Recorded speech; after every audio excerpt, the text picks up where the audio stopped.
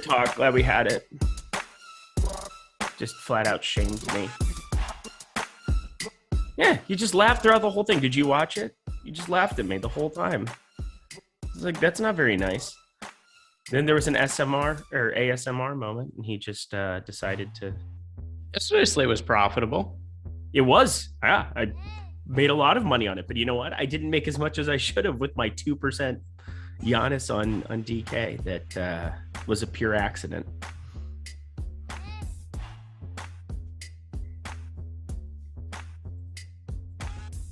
What is going on? Good morning. It's good morning to everybody here. 8:30 a.m. out here on the West Coast, 11:30 a.m. out on the East Coast, where my friend Greg Ehrenberg is. We're going to be talking Yahoo here for an hour. Looking forward to this. This is the Yahoo NBA show presented by Yahoo. That makes a lot of sense to me, but I'm excited to talk this slate coming off a profitable day yesterday, although, you know, there were some mistakes that were still made. Rinpak called me out on the Slate Starter podcast saying that I am a dum-dum because Giannis was my favorite pay-up option, and yet I made a CSV error for the however manyth time where I didn't end up with as much Giannis as I was supposed to have, and therefore, shame on me and the household Lindquist. But Greg Ehrenberg, at G Ehrenberg DFS, over on the Twitters, go follow him there. He's my partner in crime generally on the Live Before Lock shows, but we're coming at you for the Yahoo show today because we could not be apart throughout the entire day.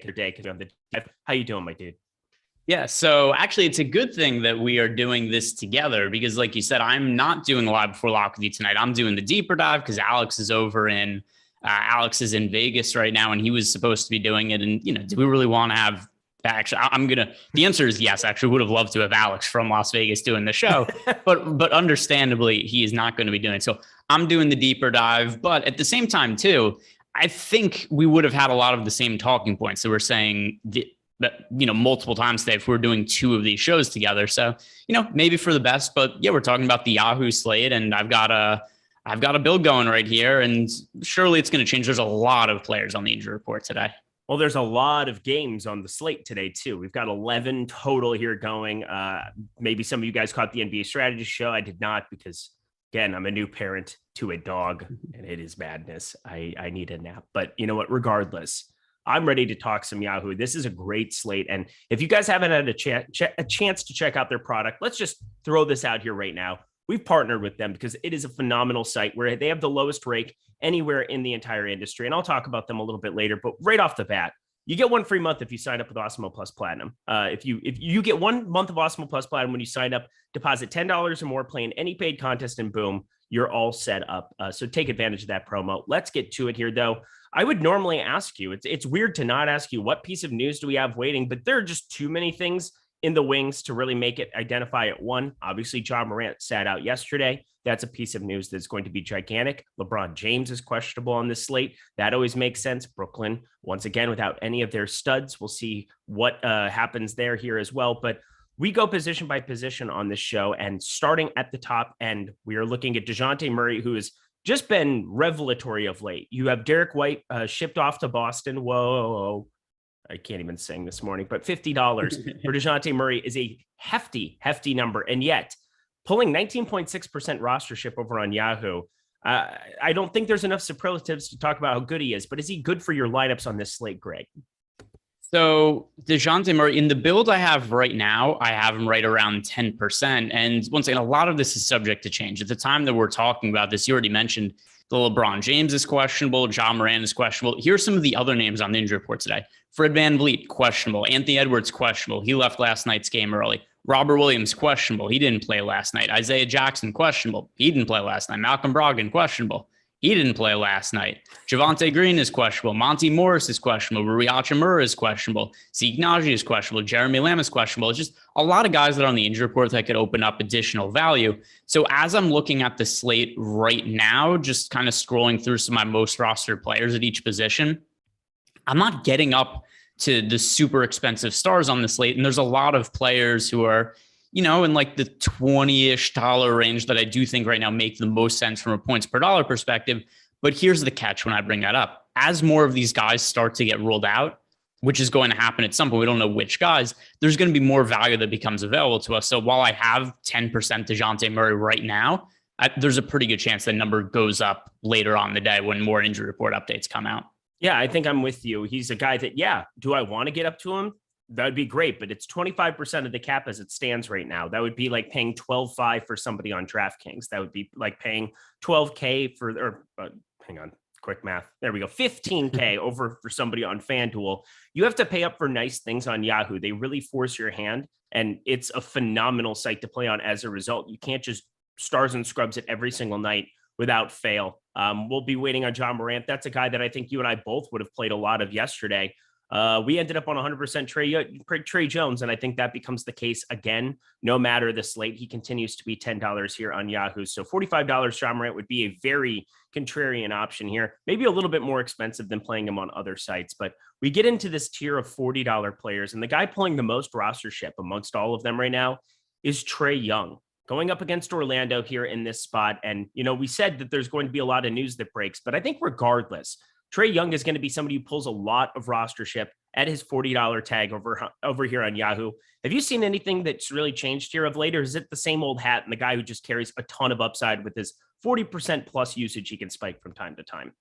Yeah, so he's been really good as of late also. And I think it's twofold. Number one is, you know, he was just struggling at the start of the season, but I think that had a lot to do with the change in rules and how the NBA was calling fouls. And that's just not a factor anymore. The NBA just reverted to how they're calling fouls to what they did in previous years. So guys like Trae Young, James Harden, the rates of getting to the line, it's back to what it was before. So that's something that's worked in his favor. The other thing also, the Hawks have been incredibly underwhelming this year. After the run they made to the Eastern Conference Finals last year, I think everybody just plugged this team in and assumed that, hey, this is going to be a team that's going to compete to win the Eastern Conference this year. Not that people thought they were going to be as good as the Bucks or the Nets, but, you know, the next tier of teams, and that just hasn't been the case. They're a borderline playoff team. As a result, this team now needs to start winning games. Trae Young's seen an uptick in minutes and an uptick in usage as the team becomes desperate to try to win basketball games. So you look at the last few games, for instance, 42% usage rate for Trae Young, 39%, 24%, 37.5%, 39%, 39%. He's taking a lot of shots, and I think it has a lot to do with where this team is in the standings right now. But while I think that he is my favorite player to pay up for in that $40+ price range, I'm also not getting to him quite as much as the field. We even project to be in more than 20% of the field's lineups. I'm not quite there with him because it's an 11-game slate, and there's a lot of guys I want to roster. Yeah, there's a lot of guys, and one of them at the guard spot here as well. We saw Marcus Smart leave the game early yesterday. This game does lock it's the only game that locks at 7 p.m. Eastern time. So we have to keep that in mind. You have 10 games locking after this one. So therefore, as news comes out throughout the entire day, gives you more swappability. But looking at Boston in this 7:30 p.m. Eastern time window, we've got Derek White at $25. I'm not sure if he starts or not, but I think regardless, he might be a guy to take some shots on. He's a shooting guard, not a point guard. Oh, he's shooting guard. Sorry, my bad. I had it at guard here, but I wanted to talk about Peyton Pritchard, which was kind of my segue for it. He's $10 here on this slate. And there's a part of me that thinks that you're still, and we're going to know this news, so it's not something that I'm really that worried about, but I'm just assuming right now that Peyton Pritchard is probably the guy that I assume starts. I think Derek White still comes off the bench here in this role, and I'm hoping that news comes out as late as possible so people can't get to another great $10 option. Is Peyton Pritchard somebody you have circled at all for tournaments today? No, especially because he didn't play that much yesterday, even after Marcus Smart got hurt. Still under 20 minutes for Peyton Pritchard, and I think it's probably going to be the same today. Also, Derek White started the second half. Typically, if a player gets hurt early in a game, I assume whatever the starting unit in the second half is what the team is going to start the next game. So as of now, I've Peyton Pritchard pegged to play, you know, about the same 18 to 20 minutes that he played yesterday, while Derek White, I think, moves into the starting lineup and plays the same role that he did with the Spurs.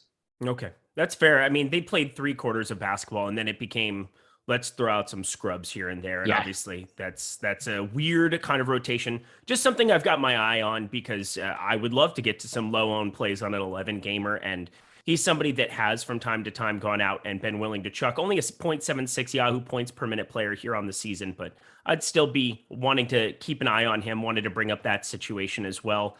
Is there anybody kind of in this mid-range that somebody that obviously so much news, and Tyus Jones, I think we would both be all in on. There's no John Morant, just like we were yesterday. There's these $20 range guys, and let me list off a couple. And one name in particular, it is crazy to see under $30, but he definitely deserves it. We've got Russell Westbrook, Anthony Simons, Cole Anthony, Mike Conley, Kevin Porter Jr., a lot of guys in different situations. Is there somebody in the $20 range that you would be looking at rostering a lot if the slate started right now? Cole Anthony, we have him projected to be in 6.4% of the field's lineups right now. And a massive salary decrease we've seen from Cole Anthony. 2 games ago, he was $33. $28. That's what he's been pretty regularly, is $28. I was looking at his minutes for whatever reason, but that aside, he's been $28 for an extended period of time. He has been $28 since January 21st. And before then, he was more expensive, $29, $30. So the decrease in salary for Cole Anthony, I don't really think is completely warranted. And I understand his production has been down in the last couple of games, but consider the matchups. Last game on the road in Denver, the game before that on the road in Phoenix, the game before that on the road in Utah. Like, are we supposed to look at these 3 games and just think like, oh yeah, for sure, these are games that Cole Anthony is just going to do really well in? This is a very difficult West Coast road trip that this team was on. And now they're back home. They're playing a much easier matchup than the Atlanta Hawks. The Atlanta Hawks defense, especially when he's going to be going up against Trae Young on the other side, that is nothing compared to drawing defense from Utah, Phoenix, or Denver. So I think this is a good spot to buy low on Cole Anthony. I'm not going to be concerned with him struggling in games that not only were difficult matchups, but they were blowouts.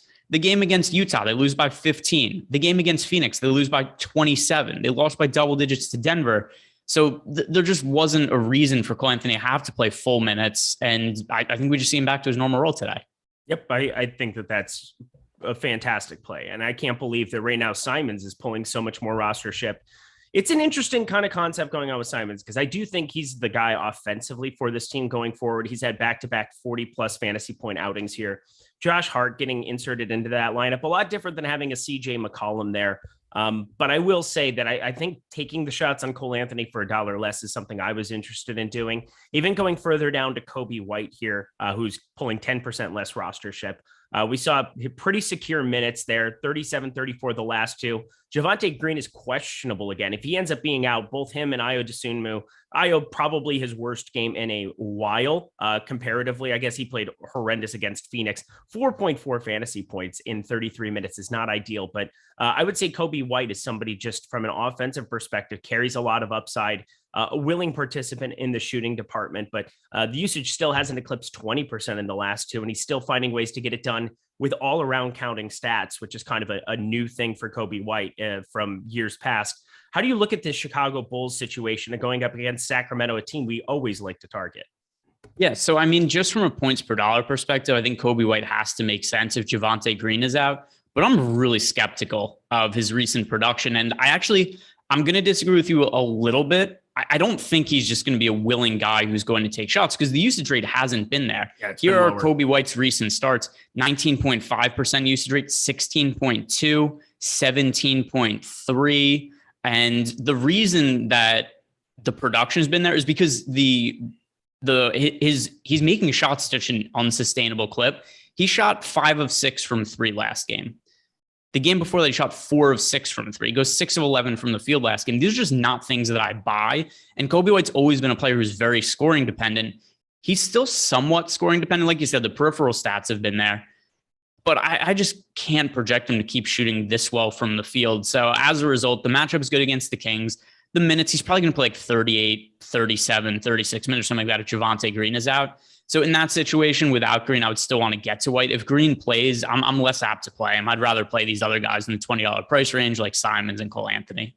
All right, and now we get to the bottom of the price range at point guard, and we've got $12 Trae Mann pulling the most rostership of the entire position, and Kemba Walker at $10, 24.4%.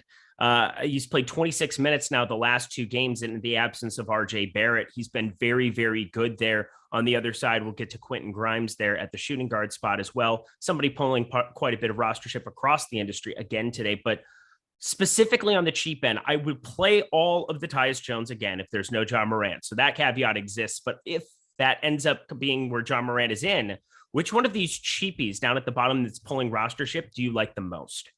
Trae Mann.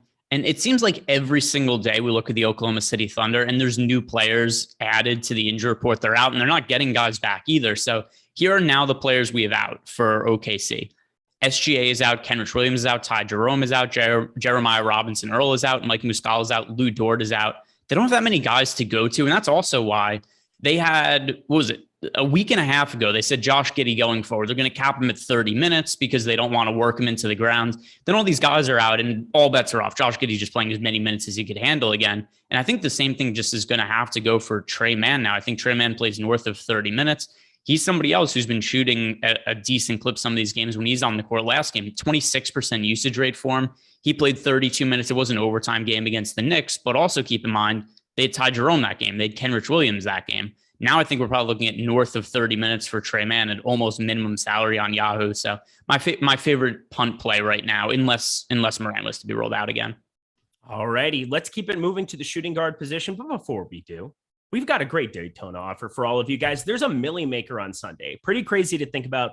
NASCAR just started back up, but Millie Maker all ready for Daytona. And we have a $70 for a full year Awesemo Plus NASCAR package going right now. That is a massive discount. You're going to use promo code Green Flag at checkout.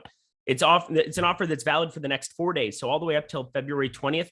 Take advantage of this, but $70 for a full year of Awesemo Plus NASCAR. Check that out. Stop guessing, start winning, and join us here at Awesemo Plus today. All right, let's go to the shooting guard position, my friend. And we got Mike Lawrence, awesome, behind the scenes there. Check him out on the old Twitters as well. But Josh Giddy, you talked about him, so I'm going to kind of just jump right next to him here. I generally go by price tiers, but I think it makes for a good segue. If you like Trae Young at point guard, Josh Giddy also at shooting guard, seems like there's going to be a lot of minutes available for him. Played 33 now, the last two in regulation, of course, 39 in overtime going up against the Knicks. Back-to-back triple doubles, 27.2%, more or less for Josh Giddy today? More. He's in the build I ran right before we started. He came out as my most rostered player. Really difficult to get away from at $29. I just mentioned all the players that are out for OKC, and I don't have to do it again because you did a good job transitioning from that point to this one. All those guys are still out, and that minutes restriction is just bogus now. It doesn't exist. He played 39 minutes last game. Josh Giddy's probably going to play something like 35 minutes in regulation today now that extra players have been added out to the mix. It's a favorable matchup against the San Antonio Spurs. The price is incorrect at $29. And another guy also who, Yahoo's pretty static with prices. It doesn't move quite as much as we see on other sites, but there should be a salary increase for Josh Giddy. He's been at the same salary range now for almost the entire season.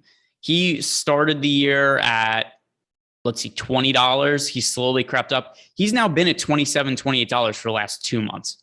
He's proven that he's a better fantasy producer than what he was a couple months ago, or maybe what we thought we were. His salary's never increased. So unless something changes, I think we just have to play Josh Giddy every slate on Yahoo. I think we do too. He's a phenomenal play, sub $30. And as you said, all these players out makes a pretty easy roster. So he's popular at the shooting guard position, but for a reason. I think regardless of how news pans out throughout the entire day, he's somebody to keep your eye on. But let's talk some expensive guys that we could pay up for here. Devin Booker on a back-to-back here yesterday, 36 minutes, 43.6 fantasy points, consistent, carries upside as well. Going up against Houston, which leads the league in pace right now. Definitely somewhere that we could turn to with a 124.5 total. Him and Chris Paul. If you want to take those tournament shots, never a problem. Donovan Mitchell up there as well, kind of doing everything offensively for this basketball team at the moment. We've got Tyreese Halliburton in his new circumstance on a back-to-back. I will say, I'm not sure how much they're going to be pushing him on back-to-backs, but hey, 40, 41, and 36 minutes here. That game got out of hand towards the end of Milwaukee, but the guy pulling the most rostership in the $30 range is Jalen Brown. And man, did they eviscerate the 76ers last night. Now they get a pretty cake Detroit spot here at home. Who do you prefer the most in the $30 range at shooting guard on Yahoo? Due to what we have their ownership projected as, it has to be Tyreese Halliburton for me. He's been so good for, a while now. Back to when he was with the Kings. It's the reason that the Kings were able to flip him for Domantas Sabonis. Before the season started, there's really no way the Pacers would have accepted that trade. Now the public sentiment when Halliburton is flipped for Domantas Sabonis, that the Pacers got the much better end of that deal. And part of this is also, it's correlated. Tyreese Halliburton has been really good in real life, and he's been great from a fantasy perspective too. The only one concern I have here, and it's something that you outlined there, is how much are they going to push him on the tail end of a back-to-back? But at the same time, the field isn't getting there. He's only projected to be in 2% of the field's lineups. So with that in mind, I have a very similar projection. on Tyreese Halliburton and Jalen Brown, I'd rather pay up the three extra dollars for Halliburton just to get a 12th of the ownership. So with that in mind, I think Halliburton is the best contrarian pay up option here. He's just really getting slept on in our current numbers. Totally. And Washington, it's not like it's going to be crazy pace, 225.5 total. I mean, that's middle of the road here on this slate. Lots of games with a lot more pace coming up later in the night there. But I'm fine landing on Tyreese Halliburton if he's going to be 2-3%. I think if you're looking for any point of deviation in terms of getting off of some chalk plays at a position, this would definitely make some sense. Josh Giddy plays 32 minutes and doesn't put up a triple-double, and you have something where Tyreese Halliburton goes nuts in 36, 38 minutes. Definitely in the range of outcomes here. But as we get into this mid-range of plays, we've got Seth Curry in Brooklyn, and I outlined a tiny bit of that on the onset of this game. This game environment is garbage. 217 for a total here. Anytime you play the Knicks, probably going to be down in pace. But no Kyrie Irving, obviously no Kevin Durant or James Harden being shipped off to Philly. But we've seen Seth Curry really kind of immediately slot in and played phenomenal for them in that first outing, 32 minutes. That game got out of hand. He could have played a lot more towards the end of it here, but contributing across the board here right now as well. Coming off of Patty Mills destroying everybody, we saw it really be Seth Curry who was the catalyst for this offense. $19 for him, 17.4%. Is that somebody you're looking to get to on this slate as well? Ish, as in he's in the mix for me in the build I ran. I'm getting into some lineups, but not anything that's, crazy significant. And I think he's a little bit too popular, projected right now to be nearly 20% of the field's lineups. I'm not quite there with him. And the guy, once again, in the same price range, kind of the same thing I said, Tyreese Halliburton to Jalen Brown. I like getting to Derek White here. Derek White only projected to be in 5% of the field's lineups. You talked about Peyton Pritchard before. You think there's a chance that he starts. I think Derek White is going to be the starter. Obviously, whatever ends up happening there, we could make pivots based on whatever information we get. But Derek White's played fairly well since coming to the Boston Celtics. Mm-hmm. The minutes haven't quite been there relative to what he did in San Antonio last 3 games, 28 minutes, 29 minutes, 27 minutes. But now Marcus Smart isn't expected to play. So I don't think Marcus Smart's going to play for a little while after how banged up his ankle looked last game. Something else to consider, though, even though he only played 27 minutes last game, that game was not remotely competitive. If that game was competitive, we would have seen over 30 minutes from Derek White. And Derek White could play something like 34 minutes today. Now that there's no Marcus Smart there, and there's a pretty good chance he starts. So I really like getting to Derek White and somebody, once again, who's not all that popular today.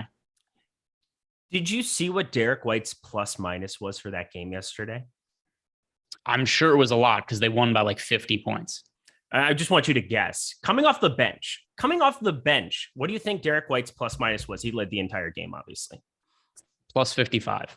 Plus 41. Okay, you win. I did set that up a little bit, but plus 41 in 27 minutes of work is pretty impressive. I don't care if you're playing an 8th grade JV team, which I guess Andre Drummond is a part of, I believe. Yeah.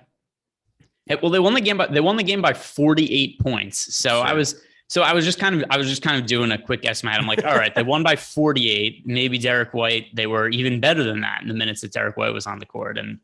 But whatever, yeah, it's absurd. The Celtics are terrific. They crushed the terrible Philadelphia team.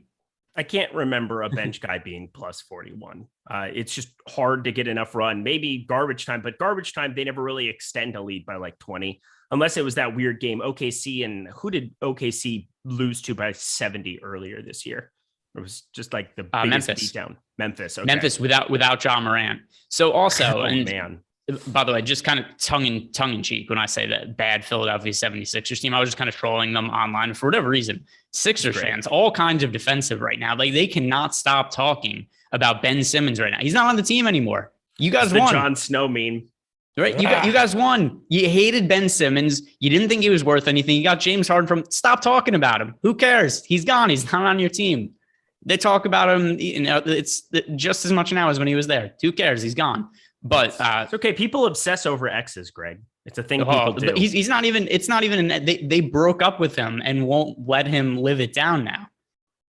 It's just incredible. Philly fans. Hi, Mike. How you doing this afternoon? This is lovely. Corey Kissbert, $10, 15.4% rostership. Quentin Grimes, $13. Coming off of a game where he just eviscerated the slate back to back. Tons of minutes, 37 and 40 here for the rookie. I mean, this has been a massive minutes allotment here out of these 3 starts that we've seen out of him now, 30 plus minutes in all of them. Are you going to be firing up more of Quentin Grimes or Corey Kissbert at the bottom end today? I mean, realistically, it kind of has to be Quentin Grimes here just because it seems like that role isn't going anywhere. Now, I know Tom Thibodeau could change his mind at the drop of a hat, but last 2 games in starts, Quentin Grimes played 37 minutes and 40 minutes. Obviously, last game was overtime, but we're still looking at potentially 35 minutes in regulation and did with foul trouble in each of those games. So Quentin Grimes, to me, that role doesn't seem like it's going anywhere. He, I think, kind of by default becomes the best value play at that position. With that said, I think Trey Mann is a more favorable looking value play at the point guard position. Same thing goes for Tyus Jones if John Morant is going to be rolled out. So I don't view Quentin Grimes as necessarily like a must play type guy.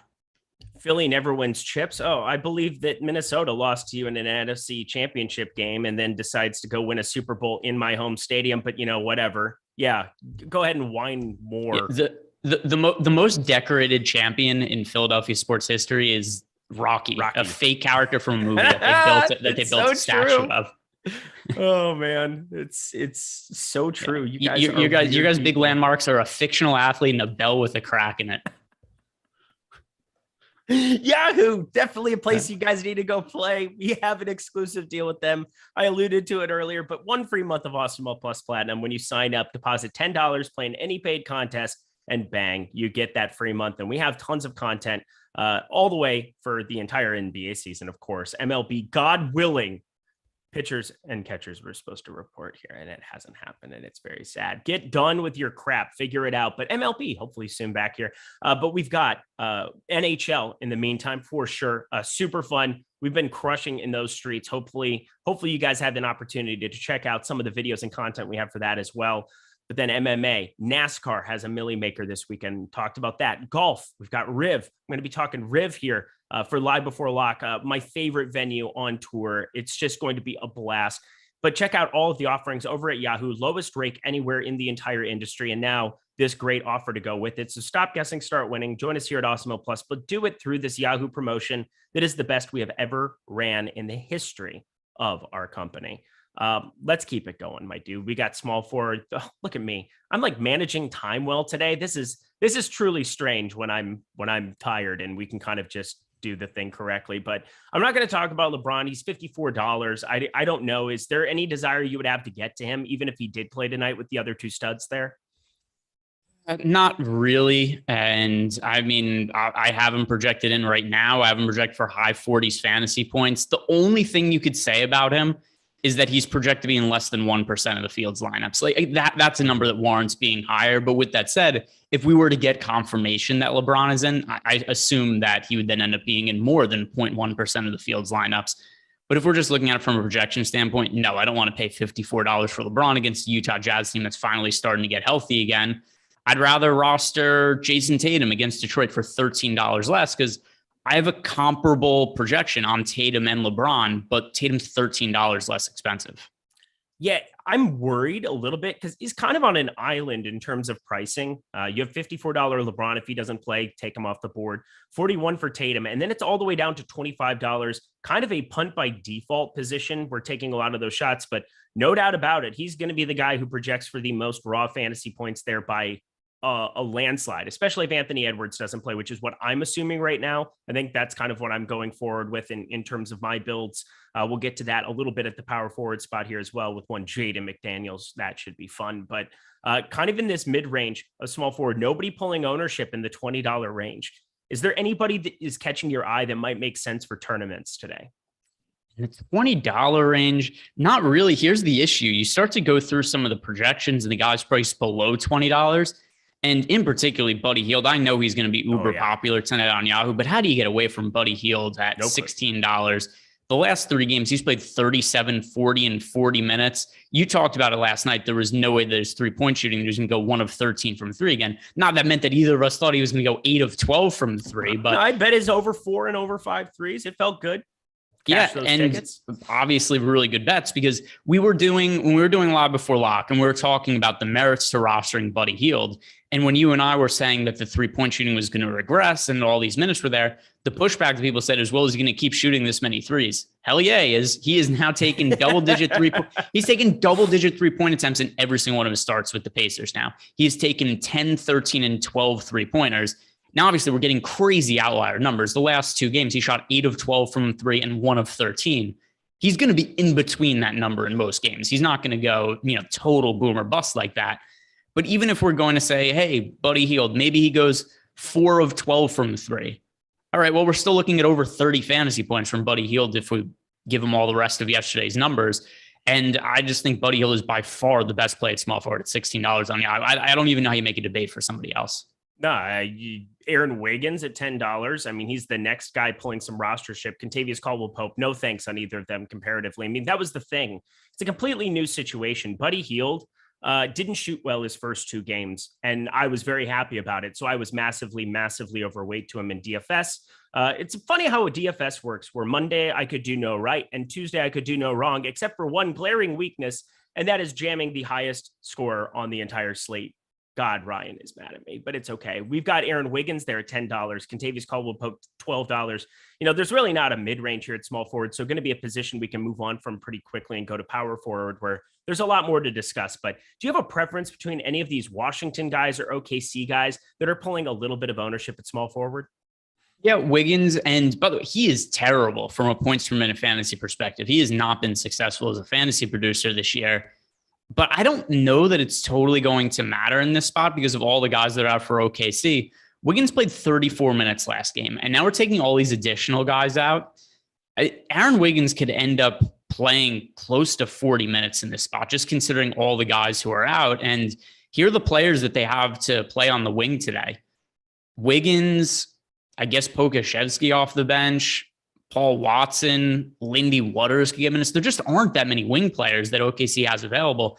So I think Wiggins plays big minutes, and I'm willing to overlook the poor points per minute fantasy production because, let's say that worst case scenario, he is for the season playing 28 minutes per game as a starter, averaging 19 fantasy points in those games. Let's give him like 36 minutes with all these guys who are out. And we're still looking at mid-20s fantasy points, even with his crappy points per minute production, considering how cheap he is and all the guys who are out for OKC, which, somebody's going to have to take shots for them. Somebody's going to have the ball in their hands when it isn't Josh Giddy and Trey Mann. And I think Wiggins is probably the next guy there. Even if you give him like 0.6 fantasy points per minute, he looks kind of decent in high 30s minutes. Lindy Waters. That's a real name. Look at, I remember that. But here are the players that they have available OKC. And I don't know that Lindy Waters is going to be in the rotation. He wasn't last game. But also keep in mind they had Kenrich Williams and Ty Jerome that game. By the way. So here are the guys they have. This all the available OKC guys. It's Giddy, Baisley, Mann, Wiggins, Roby, Pokashevsky, Favors, Maladon, Vit Krejci, Paul Watson, Lindy Waters. It's beautiful. It's a who's who. Those guys are not NBA players. More than half. More than half are not NBA players. Anything else at small forward? Because I kind of want to get out of here as fast as possible. DeAndre Hunter also warrants some attention. He's only $14, and he's somebody else who's been playing big minutes. Last 2 games for Atlanta, 35 and 38 minutes for DeAndre Hunter. He benefits from the absence of John Collins. So he's somebody who I also think is a punt play. Hield, Wiggins, and DeAndre Hunter. I think those are the 3 standouts at small forward. All right. Everybody hit that like button because Greg and I are, with the guys, we have a select few of you in here. It's like a private show with Greg and myself. Yeah. Watch out. You're going to start getting those dollar super chats. Oh, I'm here for that. If you guys want to, just start firing them away and I will take off a headphone. Like it'll be articles of clothing, but instead it's like headphones. Hit the clip on the clip of the headphone. Disconnect from the mic. Stuff like that. That was not funny. We're going to go to power forward to the top end. Here we go. Greg's the funny one on these shows. I thought you were going to keep going somewhere else. I didn't realize you were just taking your headphones off and that was your way of look, I'm going to show some ear. Oh yeah. Look at that's going to get people fired up. DeMar DeRozan, $46. He has been on fire of late. The guy is just a ridiculous fantasy asset. Sports. DeMar DeRozan, 22% rostership here. Very expensive at $46. Yeah. It's crazy the amount of expensive tags that we're seeing on DeMar DeRozan for a guy who doesn't shoot threes. But let me just tell you, usage, yay. Lots of counting stats as well compared to what you would expect out of him. Starting to throw some assists in the category. Now, Ayo can pull from some of that, but I mean, we've seen 7, 5, 6 assists. He's been a playmaker for the Chicago Bulls here. And now you get a Sacramento matchup with a nearly 120 implied team total. Is DeMar DeRozan somebody you're prioritizing as a spend up today? It's hard to, as the slate stands right now, because we're gotten to a point. It's not only that DeMar DeRozan is priced all the way up to $46. Like you said, he's also really popular, and I'm getting to my build right now, but it's only ownership to him in the teens. It's just a little bit too popular. Now, where that could change is if we start to get a lot of players ruled out and a whole bunch of value opens up. Maybe it's a little bit easier to get to DeMar DeRozan when Tyus Jones is potentially in the mix. But as things stand right now, I just think he's too popular. And then also, if other guys start to get rolled out, I tend to think the ownership for DeMar DeRozan is only going to go even higher. So he's somebody who it seems like I'm going to be underweight to the field on, and I'd rather roster some of the cheaper players at power forward than spend up for him. And, then we'll get to some of these other positions maybe later. And there, actually we talked about guard before, and there's guys like Trae Young that I thought made sense as a pay up option, who I don't have projected, that much differently than somebody like DeRozan. And the salary to me for him is a little bit steep, and as is the projected amount of lineups he's expected to be in. Well, we have a lot of guys that are popular here in the spend up range for power forward. Julius Randle, Domantas Sabonis, both at $39. I think it's fascinating because we did see, I was kind of concerned about rostering Julius Randle against OKC. That game had the lowest total on the slate 2 nights ago. Of course, it goes to overtime and completely shut out. Mitchell Robinson was super involved there in that spot as well. Kind of just a wonky game script there, but no doubt about it. I think that he's somebody who makes some sense, but with Mitchell Robinson back in the fray, I got to be thinking that maybe I want to be lighter there. I'm considering playing more Domantas Sabonis here. I think it looks a little wonky with the 26 minutes. Last game, they got eviscerated by Brooklyn after 2 games, looking pretty good alongside De'Aaron Fox.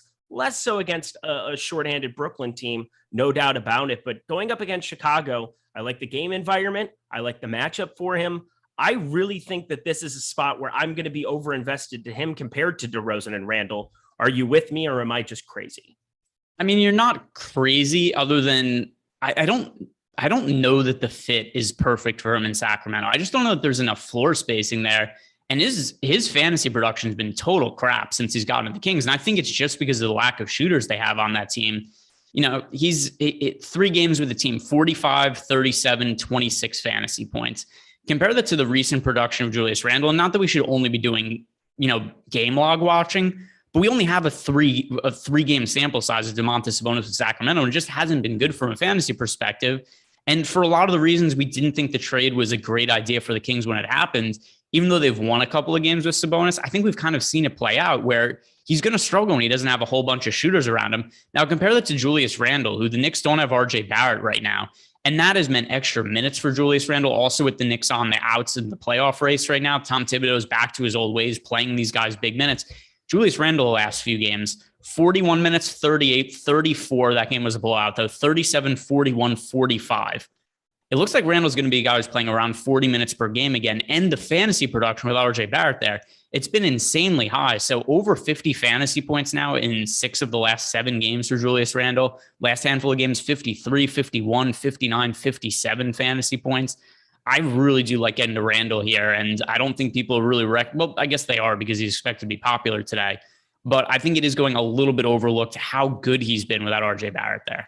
Yeah, I think it's going to be an adjustment period, and I'm with you. I did not think that trade was good. There are people who disagree with us. I can't believe that that's a thing, but I'm with you where I don't think this was a good trade for Sacramento whatsoever, but I will say, similar to, not the same kind of thing, but tick for tat a little bit, Harrison Barnes, 0 for 1, 0 for 3 his last 2 games from 3. He's generally been over a 40%. He's 40.6% here on the season.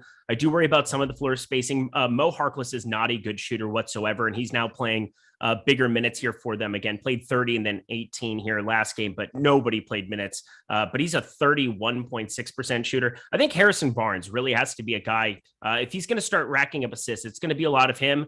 And I mean, Dante DiVincenzo is a sub 30% 3-point shooter. I mean, Sacramento just put together a lot of misfits into one little grouping here. And I don't understand it. So maybe the assist numbers will take a dip here for Domantas Sabonis, but also he doesn't really have 40-minute upside, I don't think, with this team. And that might be a problem as well. So I'm playing devil's advocate to my own take, but I think going up against Chicago and this front court, it is not imposing whatsoever. It's a good game environment. I think at 1/5 of the rostership of a guy like Julius Randle, I'm willing to take that shot here, but totally think that Randle is a great play. There's no doubt about it. 25.2% there for him, 22% for DeRozan. Maybe might be just trying to trim a little bit off the top there, but then Kyle Kuzma, another player in the $30 range here. Power forward is very, very rich at the top end in terms of guys who have shown a lot of upside here of late. I'm going to put Jaren Jackson Jr. and Wendell Carter in this bucket as well, because Wendell Carter obviously has shown the massive upside that he can have. Mo Bamba has been playing very, very few minutes, and I don't think that can be understated enough going up against Atlanta, where if they're going to only have one big on the floor for a majority of this game, I want to roster a lot of Wendell Carter. And if there's no John Morant, I'm going to fire up Jaren Jackson Jr. again today. Who do you prefer out of that trio of players?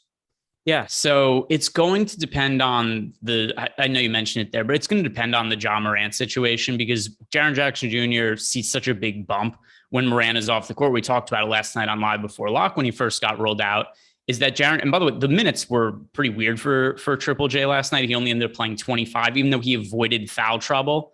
And he also had a 36.2% usage rate. So only 25 minutes last night for Triple J, still ends up scoring over 40 fantasy points. If there's no Morant again, the ceiling is incredibly high for Triple J. So in that situation, he would end up being my favorite. But once again, still variables at play. I was going to say, Eric Johnson, Greg just woke up. I just woke up. I'm 3 hours behind the guy. I mean, I was putting my run sheet together this morning, just looking for coffee and trying to figure it out. And I've got a barking dog, and he's just needed.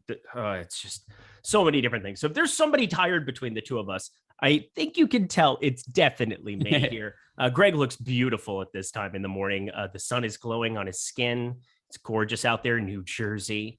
Oh yeah, beautiful New Jersey, where we have. Let's see, what is we've got a little hot spell coming up, but it has been so cold as of late, on and off. But yeah, it is 14 today, so that's not ideal. It's supposed to be in the 60s tomorrow, though. It's all over the place. Oh my God, that's pretty erratic. I mean, it's been just between 70 and 78 here the last however many days. It's just been appalling. You know, we get that 8-degree difference. It's absurd. I don't know why anybody lives out here, but we do. Justice Winslow, $19. He's somebody that is playing massive minutes for this Portland Trailblazers team. We didn't really talk about Josh Hart. I don't really know if I'm going to be able to play him on this slate here. He's $26. He's a little bit expensive in that mid-range. I'd rather just get up all the way to the top for some of those other ceilings. But Justice Winslow, 10.4% here. Is there any intrigue you have to try to get a little contrarian and go his direction today? Yeah, I mean, I actually don't really understand why he's not more popular. I have him projected for over 30 fantasy points today, and I don't really see any reason to change that. In fact, I think I might even be low on him by projecting him for a little over 30 fantasy points, because his 4 starts now with Portland, he scored at least 32 fantasy points in all of them, 32.9, 37.1, 34, 39. It's not like this team is going to be adding more players before the end of the season, unless Damian Lillard ends up playing back, which why would that even be a motivation for this team at this point? But yeah, Justice Winslow has always been a good fantasy producer. He's just been hurt a lot. And in recent years, he hasn't been good enough to get on the court. But like we've talked about with some other players as of late, Andre Drummond being one of them, there's a massive difference between somebody's fantasy ability when they get on the court and their real life ability. And Justice Winslow has not been good enough to play extended minutes for some of the teams he's on recently. This Portland team is terrible now. They're punting the rest of the season. They traded away CJ McCollum. Damian Lillard's probably out for the year. As a result, Justice Winslow on the team. He's a veteran. They want to see what they have in him, and they're just giving him big minutes. He's playing well over 30 minutes every game now, and he fills up the box score in numerous different ways. He could score, he could rebound, he picks up defensive stats. He's a willing passer, he picks up assists. So I think that Justice Winslow is probably one of the more overlooked players on this slate. I'm looking here at O'Shea Brissett as well, $16. Now, yesterday, one of the nice things about our show yesterday was that I progressively got off of O'Shea Brissett as it went on. That worked out well, considering he just completely dudded. He didn't put over 40 fantasy points together for the first time in forever. The horror, but we're looking at him and Al Horford, 7% and 8% respectively. Both of them just got done burning everybody yesterday in some capacity on whichever site you were playing on. But looking at $16, $19 for them. Two other guys next to Justice Winslow. I think I prefer Winslow compared to all of them, but O'Shea Brissett, $16. Obviously, I'm looking for maybe a bounce back spot where you just get some really discounted rostership. Now, it's an 11 gamer, a little different than a 7 gamer yesterday, but I don't think his situation has changed drastically here. And Al Horford, if Robert Williams is out again, I think we fire some of that up. Which is your favorite of this little tier, $16 to $19? This is going to depend on injury. So here's why O'Shea Brissett's situation may have changed. Isaiah Jackson is questionable. Malcolm Brogdon is questionable. If those guys are in, then I think it is a different situation with Brissett, who as is didn't play very many minutes last night. And then as for the Boston situation, Robert Williams is questionable, and I just don't play Al Horford when Robert Williams is in. So it's going to depend what happens there with injury situations. Could those guys become viable? Yes, but as I look at it now, I don't have interest. We need to hire a makeup guy before we go on live. No, we do not need to do that. I mean, we're all over the place. We're going to have, what are we going to do? Have one for everybody's location? We've got some lady. She has to come here. She's got to fix up my hair. Then she's got to make your hat look good. She's got to, trim Duke's hair. And then she's got to go powder the top of Alex Baker's head. Like, how realistic is this to have somebody flying all over the country here? Not very. Somebody's going to be at Josh Engelman's house at 3:45 a.m. or whatever ridiculous time he gets up. He's just, I can't imagine Josh Engelman. That would be a fun one actually to see how he responds to such things. But last guy to really bring up here at the very bottom, we've got, two guys. We'll put Pokusevski. He goes in that bucket of all these OKC players that we should have interest in to some capacity here. If he ends up getting minutes, a guy who can put up some fantasy points from time to time, right around a 0.9 fantasy point per minute guy. Got to be up a little bit more in a situation without Shai Gilgeous-Alexander, though. And then the other guy, Danilo Gallinari, pulling quite a bit of rostership, $11. He started the last two, played abysmal against Boston, and then put together a good shooting performance. But I get worried that you're missing a lot of upside here at this position. I think I'd rather punt at small forward. I think point guard could have a ton of value as well here. It's very strict positionality because obviously you have no multi-positional eligibility on Yahoo, which makes it so much fun. But is Danilo Gallinari or Alexei Pokusevski, there we go, got it out. Are either of those guys making your builds? Gallo, not really. He's somebody for $11. I do think is not a bad points per dollar play, but he's also somewhat popular. So I think there's other guys I prefer getting to. Pokusevski, there's a lot of guys out for OKC, but we've started to see his minutes wane. And it's hard to really explain why, because he was playing really well and getting 30 minutes a night. And in the last two games, even with more players out, 15 and 20 minutes, that just makes it hard for me to project him for many minutes. There's other value plays I prefer getting to. Agreed. I am with you. Guys, 12 minutes to go. Smash that like button for this private show. So what we got going here for you. Greg and I, not together today on Live Before Lock, but we got a lot of other brilliant, lovely shows that you guys can check out. Jock Market, NBA show. A-Time, Jeff, that's coming up here next at 1 p.m. Eastern time, 2 p.m. Eastern time, NHL strategy show. Then 4:15, you are not on the prop show. That's sad. I guess that's because you got moved to the deeper dive, I suppose. But Ben and Savoca, that's going to be a fun one to check out. NBA deeper dive, Greg and Adam, always a fun duo there. We'll see how many times Adam does not listen to Greg. We'll get the counter going during that show. That should be enjoyable. Then I'll be on with my friend Terry. We're going to be, guys, hour and a half of me and Terry talking all the things on this 11-game slate. And then PGA Live Before Lock, myself and Ben Rasa. Going to be a fun-filled day. Check out all of this content. And hey, do you like getting behind the paywall and paying a little for amazing stuff? Well, $29.95 gets you a weekly pass of Awesemo Plus here right now. So We're talking you through NBA, but we have NHL, MMA, PGA, so many different sports going right now. And you can get in for just $29.95 here. Player projections, ownership projections, the boom bust tool, which, again, is just one of the features of here at Awesemo that you just need to be using religiously. Helps you show where the points of leverage are on NBA slates, really encapsulates what you need to be doing slate to slate. And it's just so helpful to show you guys who are the plays with the most upside are on any given slate. Who are the guys most likely to bust that might be chalk, bad chalk, good chalk, all of it helps you differentiate for the NBA streets. And right now, the NBA package, $4.95 weekly, doesn't give you guys nearly enough stuff. The Fantasy Cruncher add-on can easily be added to any of these packages, of course, but $29.95 gets you everything for the weekly pass. So stop guessing, start winning, and join us here at Awesemo Plus and use promo code NBA Strategy Show, 25% off. Yay. Let's do it, my friend. 10 minutes to go. Let's head to the center position and round this out. It always begins with Nikola Jokic, because if Nikola Jokic is on a slate, he's going to be a guy who performs and puts up a ton of fantasy points. I will say, been probably a frustrating roster of late, considering for $56, you're hoping to get more than 60 fantasy points, which has happened exactly once since January 26th. But you know what?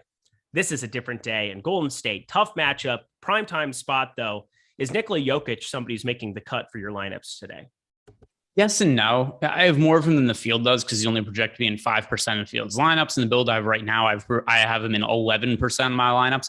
So more than the field, but at the same time, unless a lot more value opens up, it's a little hard to get to, like the 20, 30, 40% Nikola Jokic, which I end up having on a lot of the slates he's been on.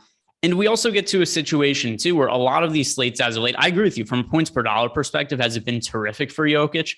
No, not really, but he still has ended up in a lot of optimal lineups because we've had a bunch of slates where, whether it's because of the trade deadline or other injury situations, there's a whole bunch of guys who are close to minimum salaries across the industry that end up being guys that were projecting for 25, 30 fantasy points. Then it's just easy to get to Jokic. So how much Jokic I want tonight is really going to depend on how much value opens up on the slate. As of right now, I have more than the field because he's ridiculously contrarian. Like, how many slates is he only projected to be in 5% of the field's lineups? But at the same time, too, it's not just a jam of min play because there's a lot of good centers to look at, and it is a little hard to get up to him. Yeah, this next grouping of centers in the $40 range is just phenomenal on this slate. Karl-Anthony Towns coming off of a game, 64.5 Yahoo fantasy points yesterday, and in that overtime game, which was very enjoyable as a Timberwolves fan to see them win a close one against Charlotte. Bummer to see Anthony Edwards go down. Hopefully he's going to be all right here. But Pascal Siakam, $41 for him going up against Minnesota in this spot. 115 total. I mean, that game environment is awesome for both teams, and the minute security you get with Siakam coming off of a game where he destroyed the entire field. I like going back to the well. And then Vooch, $42. He continues to be elite. Plus Anthony Davis, possibly without LeBron James. That's always fun. Who are you targeting the most in the $40 range right now, Greg? Let's see. So in the $40 range, I don't really know anybody that so last night I really liked Karl-Anthony Towns. And that could be the case again today, but I'm not totally sure because we don't have an update on Anthony Edwards. If Edwards is out, then yeah, there's a lot more usage that goes to Cat, and we could expect to make him somebody who's a really high priority. But as of right now, I'm assuming Anthony Edwards is in, and that reduces the amount that I'm getting to him. So the guy that's most favorable to me right now is Vooch at $42, but not somebody that's making into a whole bunch of my lineups. There are a bunch of center plays that I think are pretty favorable in the $20-ish range. 6 minutes to go in this show, and I'm just catching on to what's going on in chat. I enjoy this. This is lovely. Fun banter, as they would say on Love Island, if you've ever checked out that. There's no way in hell you've seen Love Island, have you, Greg? No. This is how you know I'm married, is I watch Love Island. Yeah, you have to have good banter. You have good banter. So there's that. Let's keep going. We've talked about the expensive centers. Let's talk about some of the guys pulling a lot of the rostership here down a little bit further. Clint Capella, hey, that didn't go well yesterday. 31 minutes, though, did. I'm going to go right back to the well there. It looks like the field is at 27.6%. Pretty data-driven. Well done by the field to still kind of be there on this guy, regardless of yesterday's outcome. 1.17 Yahoo fantasy point per minute producer here on the year. Just fine trying to take that shot again. $8 and $25. Houston, first in pace, more possessions equals more rebounding opportunity. I don't really care about blowout because, again, he can get there in 30 minutes. We saw him be serviceable yesterday. Maybe a little bit more would have been nice, but I digress. And then Yusuf Nurkic there, $32. These are your three most rostered centers on Yahoo today. Who is favorite of the trio? So you kind of glitched there for a second. Yeah, what was that? I don't know what that is, but Capella, Ayton, Nurkic, the three guys. I wasn't sure if that was just me where you glitched there, but I'm like, what was that? Because it was, and I wasn't able to really make it out. Hands away from the mic. Hands away from the mic.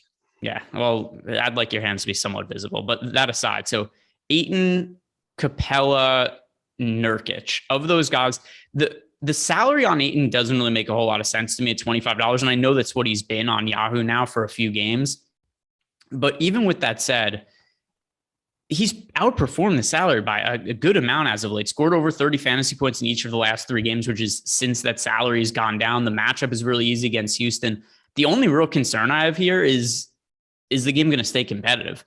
The Suns are a massive favorite. It's also the talent of a back-to-back. Maybe they'll limit guys' minutes. But if we're assuming this is just full go, Ayton plays regular minutes against Houston, then I think he's the best center play on Yahoo.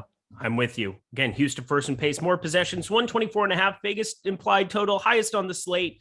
Everything points towards DeAndre Ayton being a great play here today, no doubt about it. Any contrarian play on the bottom end, Isaiah Roby's playing a little bit of rostership here. He's only played 24 and 22 minutes in these 2 starts. One of them went better than the other. He didn't end up closing that game. It would have been nice to get some OT run from him if you rostered him in that game, but I digress. You've got a Thomas Bryant at $12. The minutes are starting to, maybe he can get to 24 eventually here, but it feels like it's been a pretty hard cap around 22 for him. But what are you kind of looking to do at the bottom end, if anything?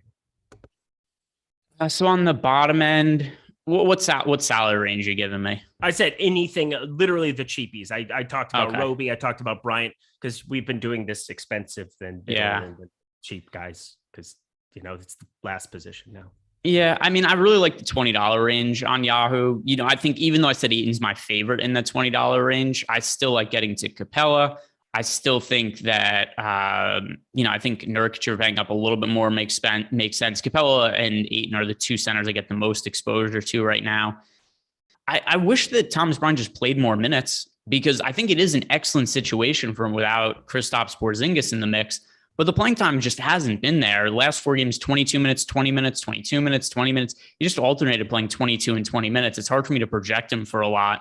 So is he a good points per dollar play? I guess he's okay, but he's not terrific. And the same kind of goes for Isaiah Roby too at $10. I know that his production has been, okay in the last couple of games. 2 games ago, we saw him play 24 minutes, score 30 fantasy points.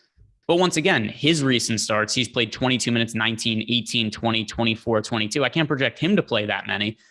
So I don't know that there's that much utility in just these min-price guys on Yahoo at the center position that are probably going to score like mid-20s fantasy points. All righty, guys, that is the Yahoo show. This was an absolute blast. Everybody in chat, smash the like button. We enjoy having you guys here, talking a little NBA early in the day, getting the juices going, getting set for the NBA Deeper Dive and Live Before Lock show that Greg and I will both be a part of. We will not be together, though, today. So thank God we had this moment, this time to relive our Olympic greatness. But Greg, any final words for the people as we get out of here? So any final words? I mean, just be up to date on the injury report. There's so many guys that are still questionable. But also like the video, subscribe to the YouTube channel. We've got a lot of other content coming up today. I'll be doing the NBA injury report video with Adam later. I know that there's, you're not on the betting show today, but we have the new prop show that you guys should be checking out. And 8-1 yesterday. Well, yeah, 8-1 total on my props. Nice. So that was fun. So I assume there's a lot of people who aren't aware of what it is, but we have Live Before Lock. People know about that. We have the Deeper Dive. People know about that. But now we've tacked on a 30-minute betting show to the front of that. So just another way to get some betting content. We've been trying to figure out a way to work it into our shows. And now that there is no football season, it's going to be something that we're doing for the foreseeable future as long as people watch. So if you guys are interested in sports betting, props, check out that 30-minute show. Yeah, it's called Locks Before Lock. It's crazy. The guy who named it didn't even necessarily have the name ready to go, which is fantastic. Greg Ehrenberg, he does so many great things around here that he's modest. He doesn't even have to, just slyly throw in his name for it. But yes, Locks Before Lock. We talk props, we talk sports betting, we talk our favorite things through we give it a point system, a confidence ranking for everything. We have the stars aside into it, but yes, I threw a couple extra ones in there just for fun yesterday on the 7-gamer. We've got 11 today, so they're going to be trucking through that show to get to every single game. Check it out, Ben and Savoca. That's going to be a lot of fun. But let's get the money here today. Greg Ehrenberg at G Ehrenberg DFS. Go follow him there. Thank you so much to Mike Lawrence producing behind the scenes. I'm Eric Lindquist. Go follow me at Eric Lindquist if you're bored. That's a nice thing to do. Thanks to Yahoo. We'll see you guys later.